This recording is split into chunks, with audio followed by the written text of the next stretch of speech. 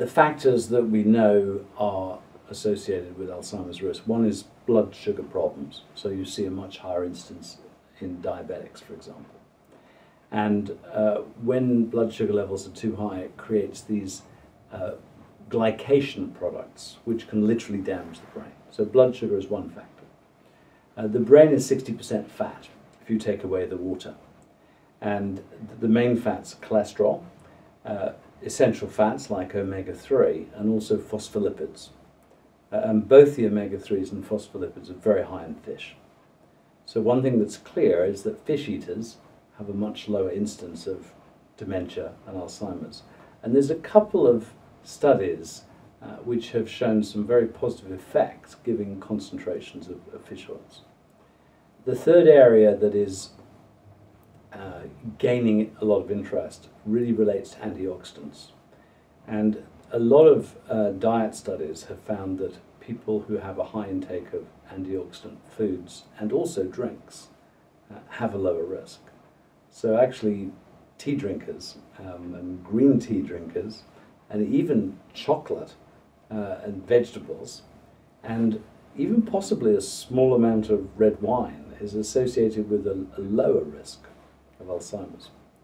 But the single factor that is most explored and researched and really now you could say proven is the role of B vitamins, and very specifically B6, B12 and folic acid.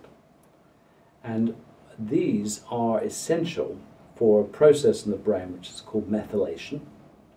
And if you're not good at doing methylation, a toxic protein called homocysteine starts to accumulate, and you can measure this in the blood.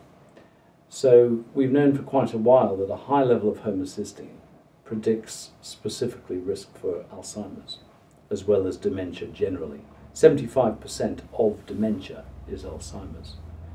And then in the past 2 years, there's been the very important work of Professor David Smith, who gave people with the early stage of dementia, which is called mild cognitive impairment, either the high-dose B vitamins or placebo.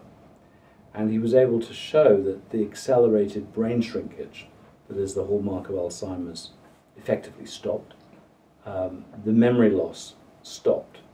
And the B vitamins specifically stopped the brain shrinkage in the central area of the brain called the medial temporal lobe. And that again is the hallmark of Alzheimer's. So this is very encouraging. And there are other nutrients required for methylation. Zinc, for example, is required. But for many people, it looks like older people absorb vitamin B12 much less well. And there are certain drugs, by the way, that make that absorption harder and harder.